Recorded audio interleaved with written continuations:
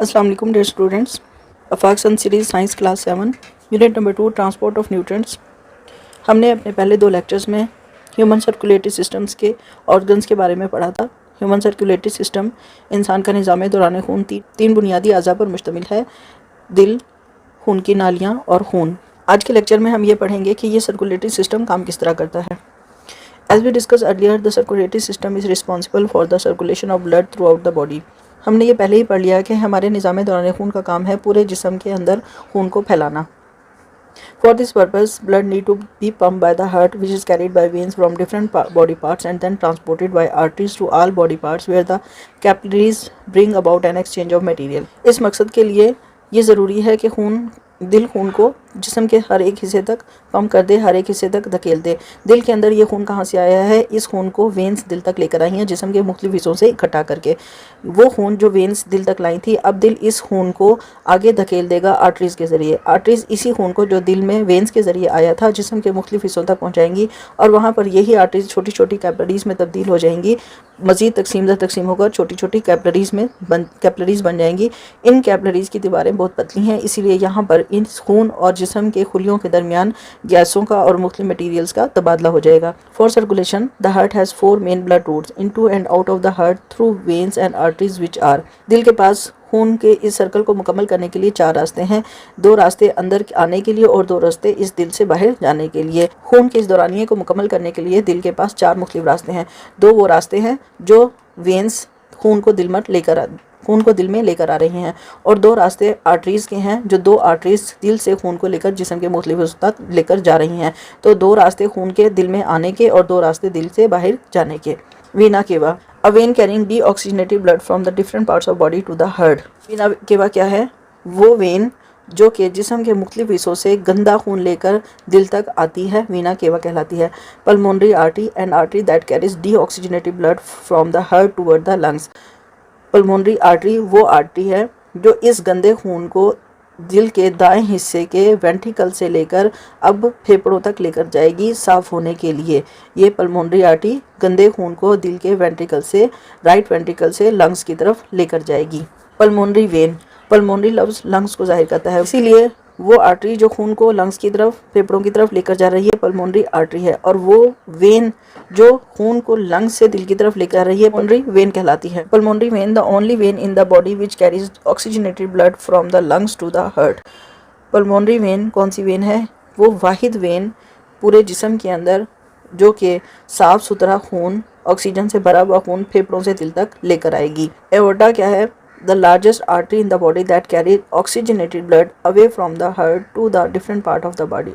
Aorta वो artery है जो दिल के बाएं हिस्से से साफ सुथरा ऑक्सीजन से भरा हुआ खून लेकर जिस्म के मुख्तलिफ हिस्सों तक पहुंचाती है। On each pump, 1/2 left side of the heart sends oxygenated blood to all parts of the body, and other half right side of the heart sends deoxygenated blood to the lungs. इस तरह दिल 2 तरह के circle को मुकम्मल करता है। Double circle यहाँ पर मुकम्मल होता है। एक सर्कल में गंदा खून दिल में आएगा और दिल से चला जाएगा, दूसरे सर्कल में साफ़ खून दिल में आएगा और दिल से चला जाएगा। ये दोनों अलग अलग सर्कल काम कर रहे हैं। एक तरफ राइट साइड पे गंदा खून जिस्म से आकर फेफड़ों में जा रहा है और फिर दूसरी तरफ ये फेफड़ों से साफ खून दिल में आकर जिस्म में जा रहा है। तो इस तरह हमारा दिल डबल सर्कुलेटरी ऑर्गन के तौर पर काम करता है। Ibn al Nafis, an Arabic physician, explain pulmonary circulation deoxygenated blood movement. एक अरब माहिर तिब इब्न नफीस ने पल्मोनरी सिस्टम, गंदे खून की गर्दिश के निज़ाम को बयान किया। In one of his famous book he discuss the coronary vessels and also clear the concept of blood supply. अपनी एक बहुत मशहूर किताब में उन्होंने दिल से मुतालिक इन नालियों को बयान किया और खून की गर्दिश को बहुत अच्छे से समझाया। Due to his work proper understanding of systematic circulation oxygenated blood movement began. उनके इस काम के बाद ही जिस्म में साफ़ सुथरे ऑक्सीजन से भरे हुए खून की गर्दिश के निज़ाम को समझने का आगाज़ हुआ। The following flow diagram explain how the circulatory system work.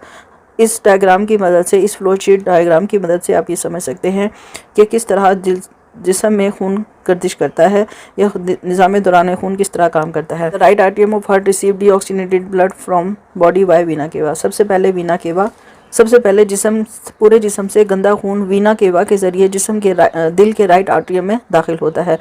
Right atrium से ये खून राइट वेंट्रिकल की तरफ चला जाता है। Right atrium blood from right atrium is push down into the right ventricle through tricuspid wall. इस राइट आर्टरियम से खून ट्राइकस्पिड वॉल से गुजरता हुआ राइट वेंट्रिकल में दाखिल हो गया। From the right ventricle blood is pumped up to lungs through pulmonary artery for gaseous exchange. Oxygen is absorbed and carbon dioxide is remove. Right ventricle से ये खून पल्मोनरी आर्टरी के जरिए फेफड़ों में चला गया और वहाँ पर फेफड़ों में इस खून की अंदर मौजूद गैसों का तबादला होगा। इस खून में मौजूद कार्बन डाइऑक्साइड खून से बाहर निकल जाएगी और वहाँ पर ऑक्सीजन इस खून में शामिल हो जाएगी। राइट वेंट्रिकल से खून लंग्स में आया, लंग्स में खून की सफाई हुई। Freshly oxygenated blood is return to the left atrium of the heart by the pulmonary vein. अब इस खून की सफाई के बाद इसमें से कार्बन डाइऑक्साइड के निकलने और ऑक्सीजन के शामिल होने के बाद फेफड़ों से ये खून पल्मोनरी वेन के जरिए लेफ्ट आर्टरियम में दाखिल हो जाएगा। उसके बाद लेफ्ट आर्टरियम से ये खून लेफ्ट वेंट्रिकल में दाखिल होगा। Blood is force down into the left ventricle through bicuspid valve. Left atrium से ये खून बाइकस्पिड वॉल से गुजरता हुआ लेफ्ट वेंट्रिकल में दाखिल हो जाएगा और यहाँ से फिर ये एओर्टा के जरिए जिस्म की तरफ चला जाएगा। After the left ventricle there is aorta. Blood from the left ventricle is pumped up towards the aorta which pump blood to all parts of the body to provide oxygen।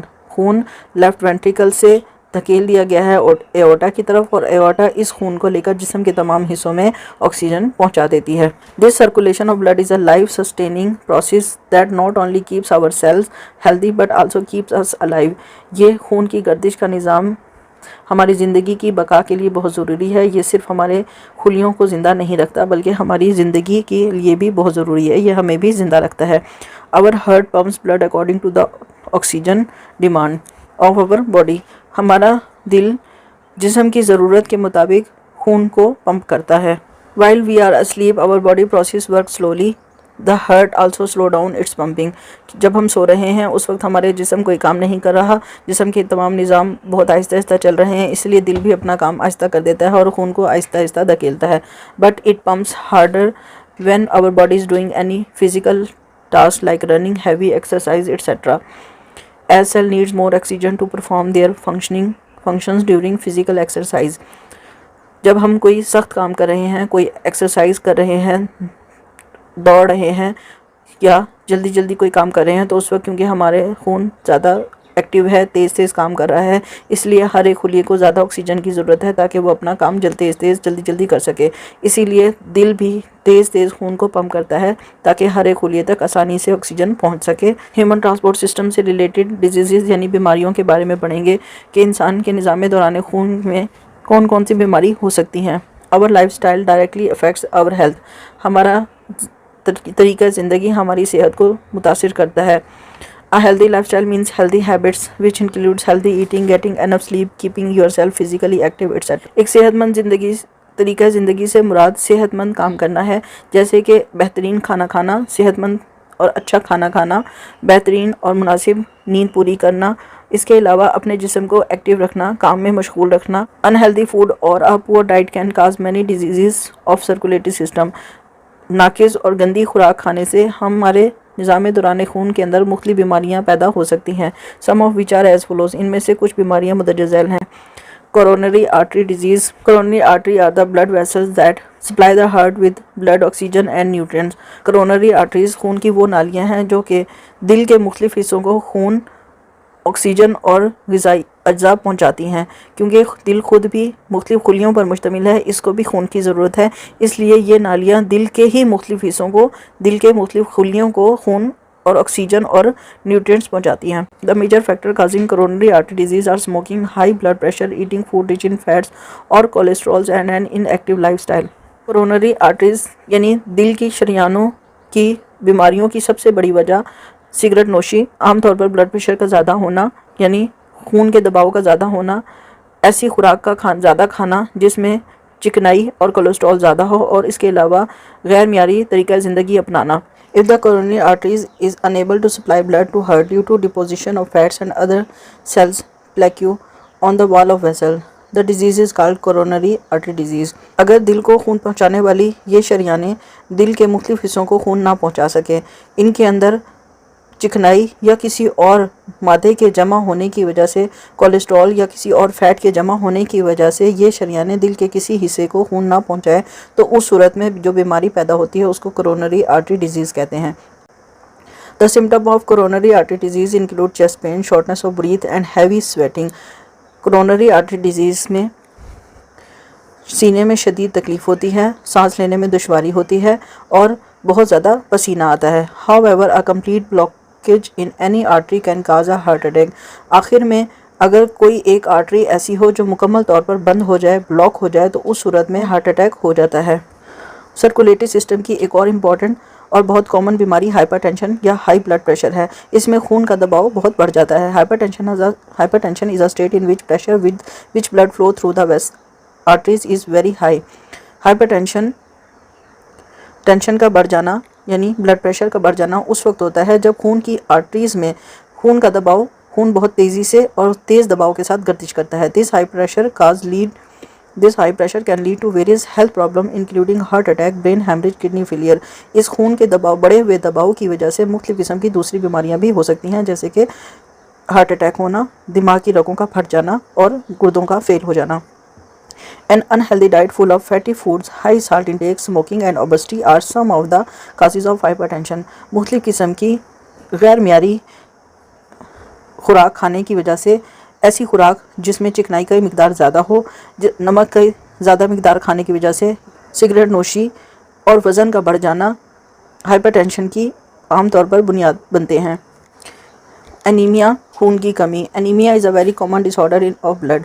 खून की बहुत आम तौर पर पाई जाने वाली बीमारी एनीमिया है। It is a condition when a person lack an adequate amount of red blood cells in the body to carry enough oxygen to the body tissues. इस बीमारी में आम तौर पर एक इंसान के अंदर खून के सुर्ख खुलियों की मिकदार कम हो जाती है। इस खून के सुर्ख खुलिये क्योंकि पूरे जिस्म में ऑक्सीजन को लेकर जाने का काम कर रहे हैं, तो जब इन खून के सुर्ख खुलियों की मिकदार कम होगी तो जिस्म के मुख्तलिफ टिश्यूज़ तक ऑक्सीजन मुनासिब मिकदार में नहीं पहुँचेगी। Anemia is caused by so many reasons like iron or vitamin B12 deficiency in body, abnormal destruction of red blood cells, certain diseases like cancer, hepatitis. Anemia मुख्तलिफ किस्म की वजूहात की वजह से हो सकता है। जिस्म में आयरन की कमी की वजह से, विटामिन B12 की कमी की वजह से एनीमिया हो सकता है। इसके अलावा जब खून के सुर्ख खुलिये टूट कर 1 से 2 में तकसीम हो रहे हैं तो इनकी तकसीम सही ना हो, उस सूरत में एनीमिया हो सकता है। या किसी और बीमारी जैसे कैंसर या गिरकान की वजह से भी एनीमिया हो सकता है। इस पिक्चर में आपको नॉर्मल और एनीमिया सेल की डिफरेंस दिखाया गया है।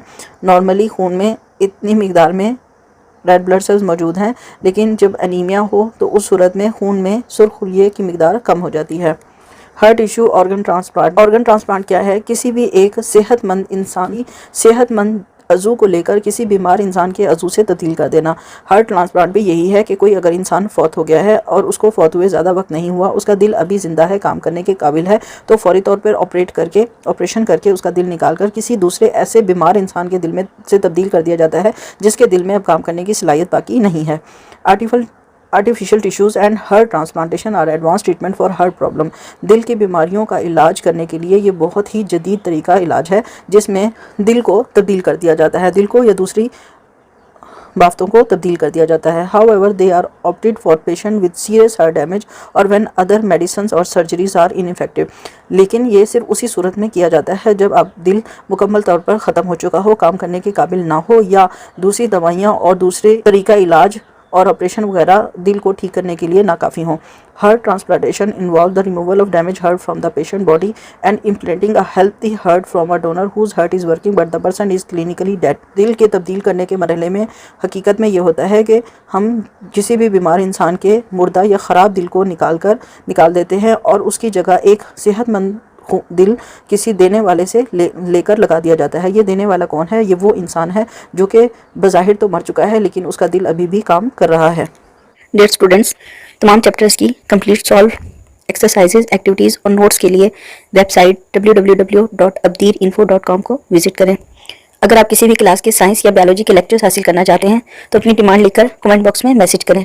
डियर स्टूडेंट्स, अगर आपको लेक्चर पसंद आया हो तो वीडियो को लाइक करें, चैनल को सब्सक्राइब करें और नीचे दिए हुए बेल आइकन को प्रेस कर दें ताकि आइंदा आने वाले तमाम लेक्चर्स की अपडेट्स आपको मिलती रहें।